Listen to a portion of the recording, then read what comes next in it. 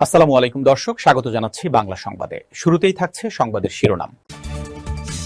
নাগরিকদের সতর্ক করেও ইরানি ক্ষেপণাস্ত্র ঠেকাতে পারল না ইসরায়েল। জানাব, ইরানের স্কুলে প্রাণঘাতী হামলা, দ্রুত তদন্ত ও জবাবদিহিতা চাইল জাতিসংঘ। আরও জানব, হরমুজ প্রণালী খুলে দিতে ইরানের সঙ্গে আলোচনায় চীন। এবং সর্বশেষ জানাব, ভারত মহাসাগরে মার্কিন টর্পেডোতে যেভাবে ফুটো হল মোদির অভিভাবক ভাবমূর্তি। এতক্ষণ শুনছিলেন সংবাদ শিরোনাম, এবার বিস্তারিত। ইরান থেকে ছোড়া ক্ষেপণাস্ত্র এগিয়ে আসছে ইসরায়েলি সেনাবাহিনী নিজেদের নাগরিকদের জন্য এমন সতর্কতা জারির কিছুক্ষণ পরই জানিয়েছে, এসব হামলায় এখন পর্যন্ত কোনো নিহত বা আহতের খবর পাওয়া যায়নি। এর আগে ইসরায়েলি সেনাবাহিনী জানিয়েছিল ইরান থেকে তাদের দিকে ছোড়া নতুন ক্ষেপণাস্ত্র প্রতিহত করার চেষ্টা চলছে।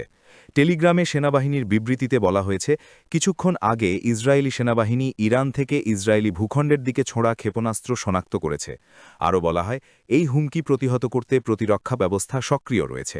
বিবৃতি অনুযায়ী অভ্যন্তরীণ ফ্রন্ট কমান্ড সংশ্লিষ্ট এলাকায় থাকা মানুষের মোবাইল ফোনে সতর্কতামূলক নির্দেশনা পাঠানো হয়েছে। ইরানের একটি বালিকা বিদ্যালয়ে প্রাণঘাতী হামলার ঘটনায় দ্রুত, স্বচ্ছ ও নিরপেক্ষ তদন্ত এবং দায়ীদের জবাবদিহিতা নিশ্চিত করার আহ্বান জানিয়েছে জাতিসংঘ। সংস্থাটির মানবাধিকার বিষয়ক প্রধান ভলকার তুর্ক বলেছেন, যুক্তরাষ্ট্র যে তদন্তের ঘোষণা দিয়েছে তা দ্রুত সম্পন্ন করা প্রয়োজন এবং ভুক্তভোগীদের ন্যায়বিচার নিশ্চিত করতে হবে। আল জাজিরা খবর অনুসারে ইরানের দক্ষিণাঞ্চলের মিনাব শহরের একটি বালিকা বিদ্যালয়ে হামলায় অন্তত ১৭৫ জন নিহত হওয়ার ঘটনায় গভীর উদ্বেগ প্রকাশ করেছেন জাতিসংঘের মানবাধিকার বিষয়ক হাই কমিশনার ভলকার তুর্ক। জেনেভায় সাংবাদিকদের তিনি বলেন, এই ঘটনার দ্রুত, স্বচ্ছ ও নিরপেক্ষ তদন্ত হওয়া জরুরি। তুর্ক বলেন, যুক্তরাষ্ট্র ইতোমধ্যে তদন্তের ঘোষণা দিয়েছে বলে জানা গেছে, এখন প্রয়োজন সেই তদন্ত খুব দ্রুত সম্পন্ন করা এবং এর মাধ্যমে দায়ীদের জবাবদিহিতা নিশ্চিত করা। একই সঙ্গে ভুক্তভোগীদের জন্য প্রতিকার নিশ্চিত করার বিষয়টিও গুরুত্বপূর্ণ বলে তিনি উল্লেখ করেন।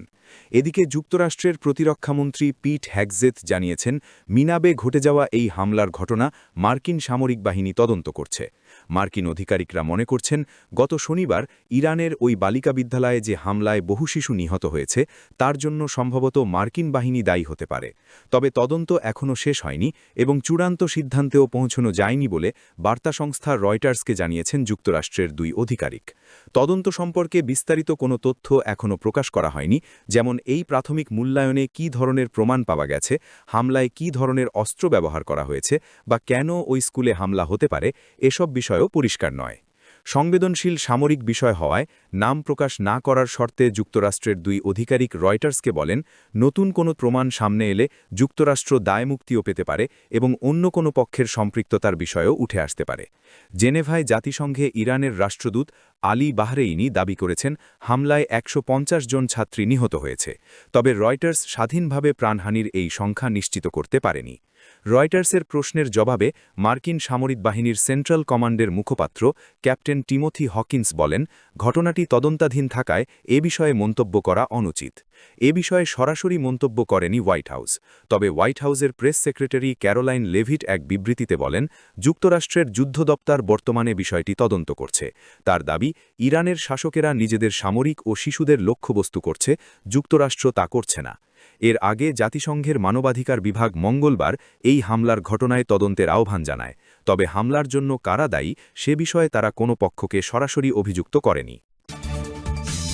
মার্কিন যুক্তরাষ্ট্র ইসরায়েলের সঙ্গে ইরানের সংঘাত তীব্র হওয়ার পর হরমুজ প্রণালী দিয়ে তেল ও গ্যাসবাহী জাহাজের নিরাপদ চলাচল নিশ্চিত করতে তেহরানের সঙ্গে আলোচনা শুরু করেছে চীন।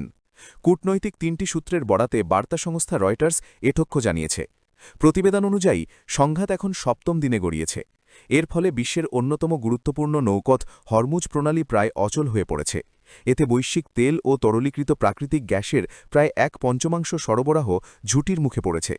সূত্রগুলো জানায়, ইরানের সঙ্গে বন্ধুত্বপূর্ণ সম্পর্ক থাকা এবং মধ্যপ্রাচ্যের জ্বালানির ওপর ব্যাপকভাবে নির্ভরশীল চীন এই পরিস্থিতিতে অসন্তুষ্ট। তাই বেইজিং তেহরানের ওপর চাপ দিচ্ছে যাতে অপরিশোধিত তেল ও কাতারের তরলীকৃত প্রাকৃতিক গ্যাসবাহী জাহাজগুলো নিরাপদে চলাচল করতে পারে। বিশ্বের দ্বিতীয় বৃহত্তম অর্থনীতি চীন তাদের মোট তেল আমদানির প্রায় ৪৫% হরমুজ প্রণালী দিয়ে পেয়ে থাকে। জাহাজ ট্র্যাকিং তথ্য অনুযায়ী আয়রন মেডেন নামের একটি জাহাজ সংকেত পরিবর্তন করে চীনা মালিকানাধীন হিসেবে দেখানোর পর রাতের মধ্যে প্রণালীটি অতিক্রম করেছে। তবে বৈশ্বিক বাজারে স্থিতিশীলতা আনতে আরও অনেক জাহাজের চলাচল প্রয়োজন বলে মনে করা হচ্ছে। সংঘাত শুরুর পর থেকে অপরিশোধিত তেলের দাম ইতোমধ্যে 15% বেশি বেড়েছে। ইরান উপসাগরীয় অঞ্চলের জ্বালানি স্থাপনা ও হরমুজ প্রণালী অতিক্রমকারী জাহাজে হামলা চালানোর কারণে উৎপাদন ব্যাহত হওয়ায় এই মূল্যবৃদ্ধি হয়েছে বলে জানা গেছে। এদিকে ইরানের ছোড়া ক্ষেপণাস্ত্র সাইপ্রাস, আজারবাইজান, তুরস্ক পর্যন্ত পৌঁছেছে বলে খবর পাওয়া গেছে। এতে বৈশ্বিক বাজারে অস্থিরতা তৈরি হয়েছে এবং বড় অর্থনীতিগুলো মুদ্রাস্ফীতির ঝুঁকি নিয়ে সতর্কবার্তা দিয়েছে। দুবাই ভিত্তিক আল খালিদ সুগারের ব্যবস্থাপনা পরিচালক জামাল আল ঘুরাইর রয়টার্সকে জানিয়েছেন, কিছু চিনি বহনকারী জাহাজকে প্রণালী দিয়ে যেতে দেওয়া হলেও অন্যগুলোকে যেতে দেওয়া হচ্ছে না। এর আগে ইরান সরকার জানিয়েছিল, যুক্তরাষ্ট্র, ইসরায়েল, ইউরোপীয় দেশ কিংবা তাদের মিত্রদের কোনো জাহাজকে হরমুজ প্রণালী দিয়ে চলাচল করতে দেওয়া হবে না। তবে সেই ঘোষণায় চীনের বিষয়ে কিছু বলা হয়নি। গত বছরের অক্টোবরের শেষ দিকে নৌবাহিনীর নীল ইউনিফর্ম এবং স্টাইলিশ সানগ্লাস পরে ভারতের প্রধানমন্ত্রী নরেন্দ্র মোদী দেশটির নৌসেনাদের এক সভায় ভাষণ দিয়েছিলেন। সেখানে তিনি ভারত মহাসাগরের কৌশলগত গুরুত্ব এবং এই পথে বাণিজ্য ও তেল পরিবহনের বিশাল সম্ভাবনার কথা জোর দিয়ে উচ্চারণ করেছিলেন। উপস্থিত দর্শকদের ভারত মাতার জয় স্লোগানের মধ্যে তিনি বলেছিলেন, ভারতীয় নৌবাহিনী হল ভারত মহাসাগরের অভিভাবক। তার সেই বক্তৃতার 5 মাসও পূর্ণ হয়নি, ভারত মহাসাগরের সেই অভিভাবক এখন নিজেই ইমেজ সংকটে পড়েছে।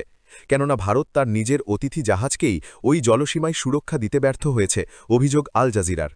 বুধবার শ্রীলঙ্কার দক্ষিণকূলের মাত্র 44 নটিক্যাল মাইল দূরে ভারত মহাসাগরে ইরানি যুদ্ধজাহাজ IRIS দেনা মার্কিন ডুবোজাহাজের টর্পেডো হামলায় ডুবে যায়। জাহাজটি ভারত আয়োজিত মিলন নৌমহড়া শেষ করে সে সময় দেশে ফিরছিল। ওই মহড়া চলাকালীন ভারতের রাষ্ট্রপতি দ্রৌপদী মুর্মু খোদ দেনার নাবিকদের সঙ্গে ছবিও তুলেছিলেন। অথচ জাহাজটি আক্রান্ত হওয়ার পর আনুষ্ঠানিক প্রতিক্রিয়া জানাতে ভারতীয় নৌবাহিনীর একদিনেরও বেশি সময় লেগে যায়। মার্কিন কর্মকর্তারা খোলাখুলি বলেছেন, আন্তর্জাতিক জলসীমায় তাদের এই হামলা ইরানের বিরুদ্ধে ডোনাল্ড ট্রাম্প প্রশাসনের যুদ্ধ আরও বাড়ানোর একটি সংকেত। পেন্টাগনে মার্কিন প্রতিরক্ষামন্ত্রী পিট হেগসেথ বলেছেন, একটি মার্কিন সাবমেরিন সেই ইরানি যুদ্ধজাহাজটি ডুবিয়ে দিয়েছে যেটি আন্তর্জাতিক জলসীমায় নিজেকে নিরাপদ মনে করত। টর্পেডোর আঘাতে এটি তলিয়ে গেছে, নিঃশব্দ মৃত্যু। নিজেদের উপকূল থেকে 1000 মাইল দূরে যুদ্ধজাহাজ আক্রান্ত হওয়ায় ক্ষোভে ফুঁসছে তেহরান। ইরান স্পষ্টভাবে মনে করিয়ে দিয়েছে যে IRIS দেনা ছিল ভারতের নৌবাহিনীর অতিথি। তারা দিল্লির আমন্ত্রণেই মহড়ায় অংশ নিয়ে ফিরছিল। ইরানের পররাষ্ট্রমন্ত্রী আব্বাস আরাকচি বলেছেন, যুক্তরাষ্ট্র ইরান থেকে 2000 মাইল দূরে সমুদ্রের মাঝখানে এই নৃশংসতা চালিয়েছে। লিখে রাখুন, যুক্তরাষ্ট্র এই নজির স্থাপনের জন্য ভবিষ্যতে চরম অনুশোচনা করবে। বর্তমানে IRIS দেনা ভারত মহাসাগরের তলদেশে পড়ে আছে। তার ওপর আঘাতে প্রাণ হারিয়েছেন 80 জনেরও বেশি ইরানি নাবিক, যারা 2 সপ্তাহের সফরকালে ভারতীয় কর্মকর্তাদের সঙ্গে কুচকাওয়াজে অংশ নিয়েছিলেন, তুলেছিলেন সেলফি।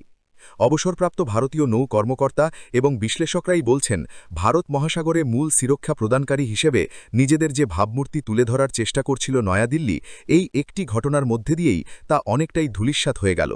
ভারতের নিজের আঙিনাতেই দিল্লির ক্ষমতা ও প্রভাবের সীমাবদ্ধতা কতটানি মার্কিন হামলা তাও প্রমাণ করে দিয়েছে বলছেন তারা।